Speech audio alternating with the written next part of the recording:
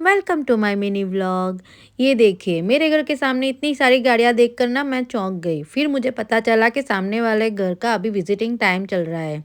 ये सारे लोग जो देखने आए हैं घर को, वो उस घर को रेंट पर लेने के लिए देखने आए हैं। आमेन हर रोज ये आंगन में खेलने आता था, बट आज इतने सारे लोग देखकर वो आ ही नहीं रहा था। फिर भी मैं उसे साथ में लेकर आ गई।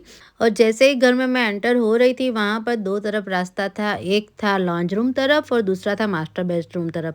मैं कंफ्यूज थी किस तरफ से स्टार्ट करूं। फिर भी मैंने लॉन्च रूम से स्टार्ट किया और यहाँ की खिड़की से जब मेरा घर सामने दिख रहा था, वो मुझे देखकर बहुत ही अच्छा लगा, क्योंकि फर्स्ट टाइम किसी दूसरे घर में से मुझे मेरा घर दिखाई दिया है। इसलिए लॉन्च रूम की दूसरी तरफ की खिड़की थी बैकयार्ड की तरफ, उसमें सारा बैकयार्ड दिख रहा था। और फिर वहां से किचन में एंटर हो सकते थे हम। किचन में वो सारी चीजें अवेलेबल थी जो हमें चाहिए। और ये देखो, किचन की खिड़की से भी बैकयार्ड दिख रहा है पूरा।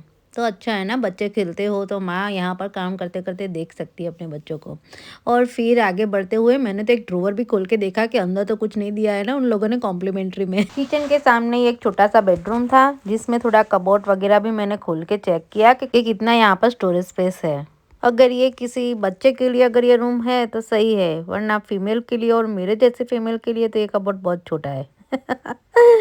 और साथ में ही था यहाँ पे लॉन्ड्री एरिया। लॉन्ड्री एरिया में एक पीछे के तरफ जाने वाला रास्ता भी था, जहाँ पर हम डायरेक्ट कपड़े सुखाने के लिए निकल सकते हैं। और यहाँ से दोनों तरफ रास्ता था, घर के आंगन में भी जा सकते थे और घर के बैकयार्ड में भी। उतने में मुझे आमिन की आवाज सुनाई दी। वो अभी तक दरवाजे पे ही अटका हुआ था और ये पेंट्री कबोर्ड खोलते खोलते भी मैं आमिन की वजह से ही रह गई। अभी मैं दरवाजे से वापस अंदर आ रही थी तो फिर मैंने मास्टर बेडरूम की तरफ से स्टार्ट किया, इसलिए मैं चली गई मास्टर बेडरूम में। मास्टर बेडरूम भी काफ़ी बड़ा था और उसकी खिड़की से मेरा घर यहाँ से भी दिखता था। मैं वो तो नोटिस करे बिना कैसे रह सकती। मास्टर बेडरूम में सामने की दीवार पे बीच में टॉयलेट था और आजू बाजू में एक मेल का और एक फीमेल का अलग अलग वार्डरोब था। मैंने एक ही वार्डरोब चेक किया क्योंकि मुझे लगा कि दूसरा भी सिमिलर ही होगा, इसलिए टॉयलेट के दूसरी बाजू दूसरा था वो मैंने नहीं देखा। और फिर मैंने वॉशरूम का एरिया सब देखने लगी। वो भी बढ़िया था, अच्छा लगा मुझे मास्टर बेडरूम। और यहाँ पर दोनों का अलग अलग कबोर्ड था ना, वो बहुत ही अच्छी आइडिया थी। और मास्टर बेडरूम के बाहर निकलते ही एक लॉन्ड्री कबोर्ड था और फिर बाद में था वही बेडरूम जो मैंने आपको अभी किचन के सामने वाला दिखाया, वो और लॉन्ड्री एरिया। इसलिए वो दोनों मैं स्किप कर कर फिर आगे चली गई कॉमन वॉशरूम। वहां पर भी अच्छा था, दो अलग अलग सिंक थे और बाथटब भी था, फिर स्टैंडिंग वॉशरूम भी था। मतलब जो भी हमारे कॉमन वॉशरूम में चीजें अवेलेबल होती है ऑस्ट्रेलिया के घरों में, वो उस तरीके का था। तो सही था ये भी, और कलर कॉम्बिनेशन भी अच्छा था, ज़्यादा सफाई करनी पड़े ऐसा नहीं था। और फिर उसके बाद आता है एक और बेडरूम। मैंने अभी तक दो बेडरूम देखे हैं और ये तीसरा वाला बेडरूम है। इसका भी वार्डरोब मैंने तो ओपन करके देखा, वार्डरोब की स्पेस मुझे देखनी बहुत अच्छी लगती है। और ये रहा फोर्थ बेडरूम। मतलब ये पूरे चार बेडरूम का और दो टॉयलेट वाला ये पूरा घर है। और ये रूम का वार्डरोब मुझे दूसरे रूमों से थोड़ा बड़ा लगा, अच्छा था। और सामने ही पूरा बैकयार्ड दिखता था ये खिड़की से।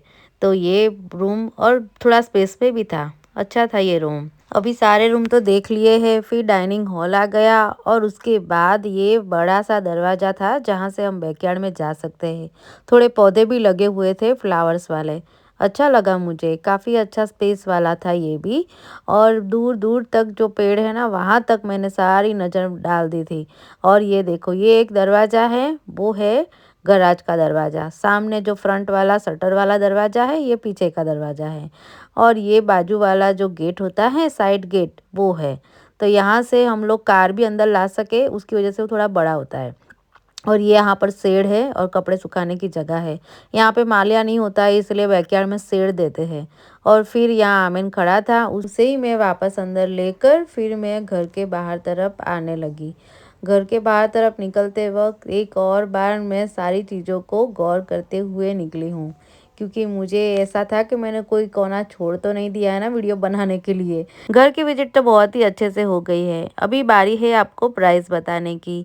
तो ये घर का पर वीक का रेंट आएगा 485 ऑस्ट्रेलियन डॉलर।